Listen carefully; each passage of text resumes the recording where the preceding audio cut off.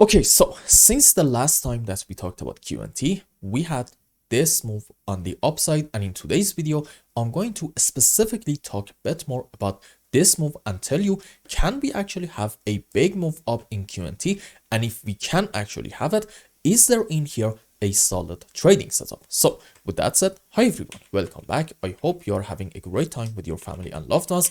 And basically, I still stand by what I said. For me, and again, this is just for me, there isn't actually a decent trading setup right in here as long as we're not getting a move down in order to take all these lows and maybe reach to somewhere around mid to low 80s. As long as we're not doing that, I don't think that I should enter a long position in QNT. This doesn't mean that I am selling all my tokens. No, those are for the mid to long term until the end of the bull run. But from a trader point of view, personally, this is not for me. However, that doesn't mean that in here we cannot be bullish. In fact, I would like to argue that there is actually a bullish sign in this move on the upside. You see, in my analysis, in case that you are a new viewer, I should tell you I use a lot of Elliott waves. And if you want to argue that in terms of Elliott waves, we're going to have our final bottom around here, maybe this is like a very important support, then okay, you must be able to find off of the lowest low a 1, 2, 3, 4, 5 wave up. This specific example is a normal 5 wave. Rules for it are, we should not have overlapping of the waves between wave 2 and 4, and in any kind of impulsive structure, wave 3 should not be the smallest wave. And for the sub waves, there we go, 5 wave up into wave 1, 3 and 5, excuse me. Okay. And for wave 2 and 4, we can have different structures, doesn't really matter. Let's say, yep, sure. An ABC into our wave 4 and a WXY into wave 2.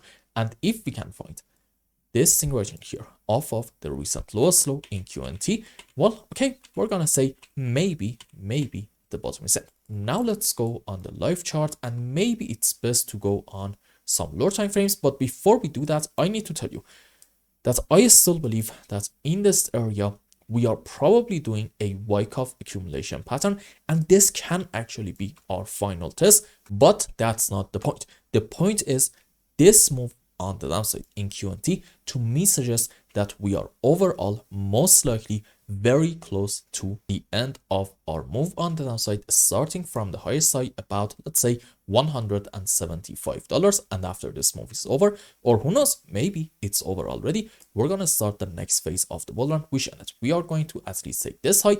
But I told you many times before, I do not believe that we are going to stop here. No, I think we're going to go quite a bit higher than that, and a better target can be somewhere around the all-time high, around $450. And now let's go on 15-minute chart and see what is happening. So let's zoom in more. Okay, first things first, let's hide everything and see where is going to be the lowest low in this area. I believe, yep, it's actually this one right in here and not this thing.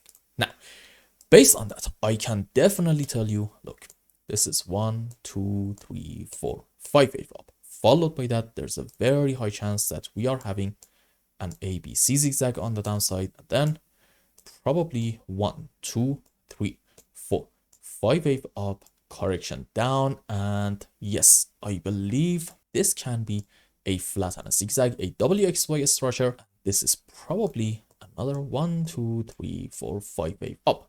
And these on a higher degree are the sub waves for most likely a 5 wave impulsive structure on the upside, starting from the lowest low down here. And let's change the color so you can see it a bit better. Excuse me. There we go. So you see, there is actually an argument to be made in here that the bottom is in. But does this mean that right in here is a solid long opportunity? I told you before, for me personally, no, I need to see an $85 to $90 QNT in order for me to be able to say that maybe I'm gonna go long. But here's a question for you. What happens after a 5 wave up? You know it if you are a regular viewer. A correction structure on the downside. And we are going to have, in my opinion, a move down in QNT soon. I'm going to in a bit tell you why, but that doesn't really matter. The shape of it is really important. If we are going to have a relatively slow and choppy move down like this. Okay, fair enough. At that point, we can say there's for like very, very short time a trading opportunity, because you can argue this is 1, this is 2. And well, according to this scenario, if it is actually in play, the next move is going to be a big one up into wave 3, 4, 5, and possibly the bottom is in around, let's say, $95. But for now, we cannot say anything for sure. We need to wait a bit more and see what the shape of this move is going to look like. Now, why did I tell you I do think that we're going to have a move on the downside? That's because of this thing. Let's actually delete some waves in here so you can see the candles a bit better. Excuse me. There we go. In my opinion, we are having a head and shoulder structure, and this can be our left shoulder, followed by that, this is our head, and this is probably our right shoulder. And we can technically, in the short term, go up in order to have a pullback. But after, I'm expecting this move down to continue a bit more. Now, what's the target for this pattern going to be? First things first, you need to put your chart on regular scale. I told you so many times, there isn't such a thing as measuring targets on logarithmic scale. That's just not a thing, or at least I haven't learned technical analysis like that. And then you need to measure the height of your pattern from here to around this point. There we go. Let's put this thing at our breaking point. That will give us about, let's say, like a $105 quant. So for now, in my opinion, there's a good chance that we are going to have a move on the downside. And I guess if you want to say that this is the end of our impulse, it can be, yep, maybe in form of, if we just take this one, a WXY, potentially a double zigzag structure right in here. There we go. So let's have our final conclusion and wrap up today's video. In quant, in the short term, I do think we're going to have a move down, but that move doesn't really matter. Why is that?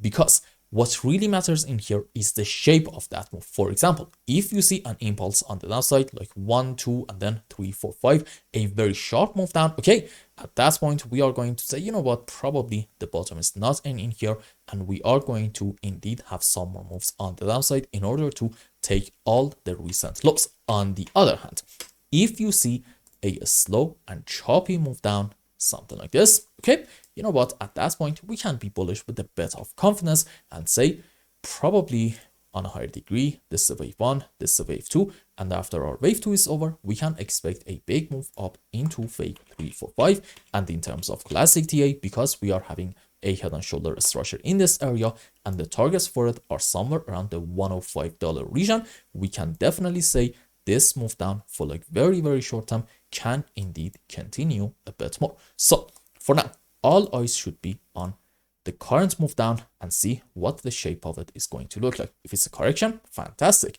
If it's going to be an impulse, okay, that's probably not going to be a good sign. And at that point, yes, maybe we can say this is like an ABC flat structure and our move down is going to continue for a bit.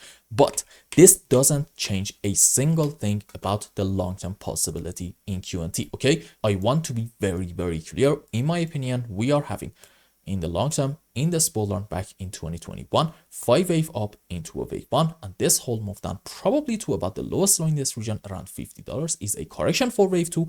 And right now, we are building a magnificent bullish setup in order to have a huge move on the upside into wave 3 and 4 and 5. And I do think that most likely in this cycle, we are going to have this wave 3, and this wave 4 is actually probably going to be the next bear market.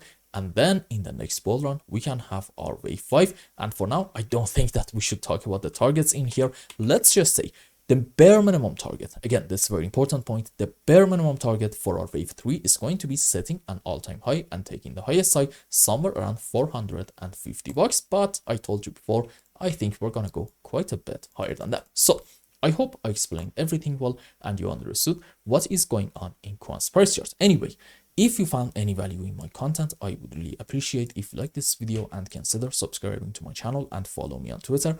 And if you want more, maybe you want a complete analysis for your own specific crypto, or maybe you want to learn some decent TA in order to be able to make good money in the markets, you can become a member and ask me anything you want. And until the next video, I hope you have a wonderful time. Goodbye.